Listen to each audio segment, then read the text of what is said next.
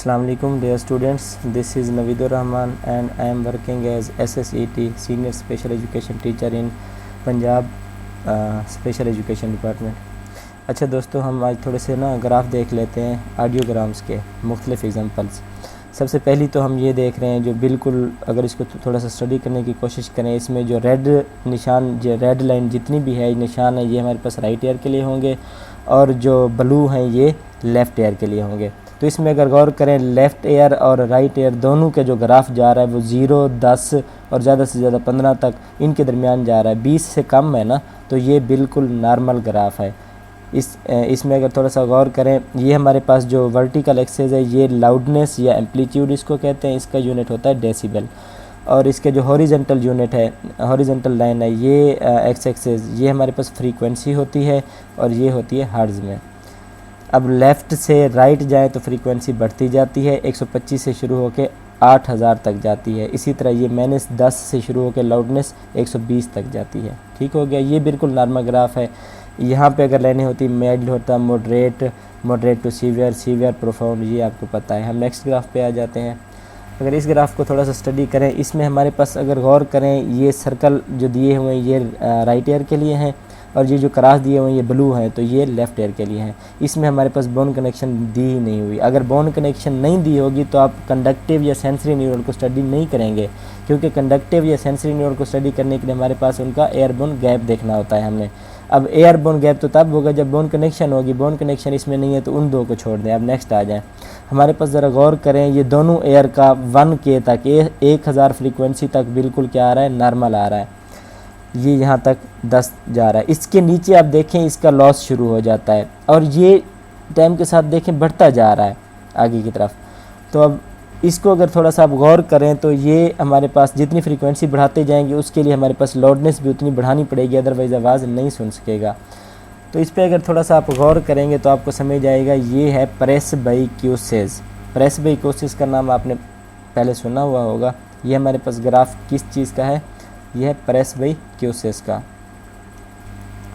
मैं इधर लिख देता हूँ।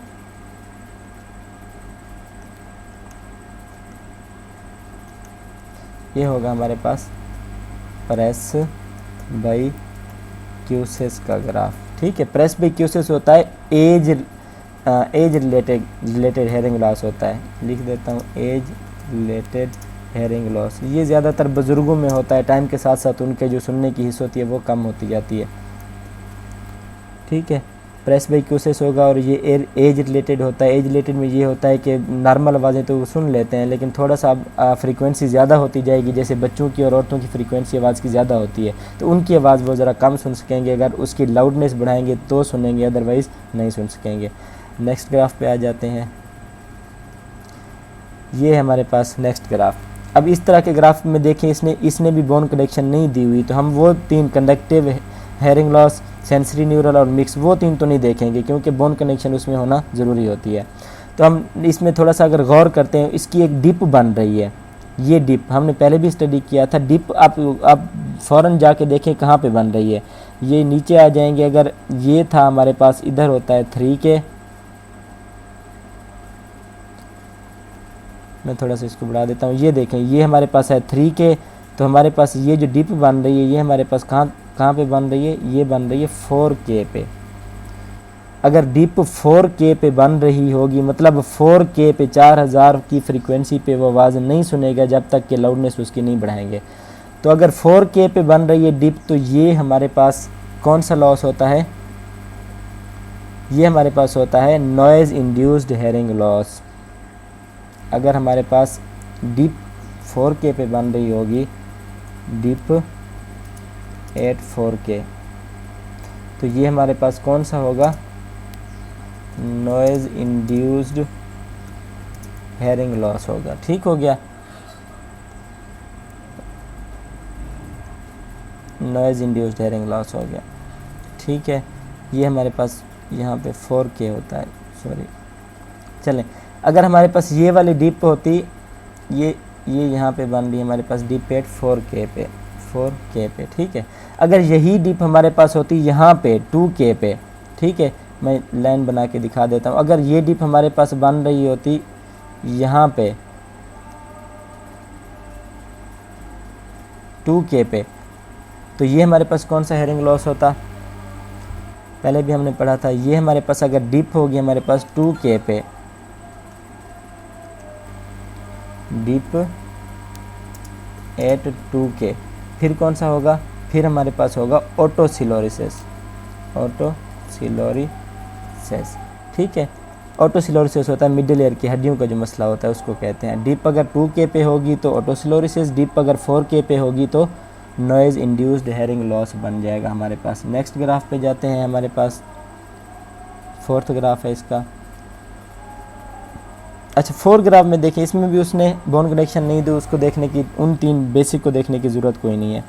इसमें देखिए हमारे पास जो लेफ़्ट ईयर और राइट ईयर बन रहे हैं, दोनों में अगर डिफरेंस चेक करें तो डिफरेंस 10 dB से ज़्यादा कहीं पे भी नहीं बन रहा। अगर ये आगे जाके 1K के बाद अगर ये लॉस भी शुरू हो रहा है, फिर भी आप देखें इनका डिफरेंस तकरीबन 10 के अंदर है। इस तरह का जो होता है लेफ़्ट ईयर और राइट ईयर में डिफरेंस ज़्यादा ना बन रहा हो, 10 से ज़्यादा ना बन रहा हो, तो ये होता है हमारे पास सिमेट्रिकल हेयरिंग लॉस होता है। ये इधर मैं लिख देता हूँ, हमारे पास होगा सिमेट्रिकल हेयरिंग लॉस।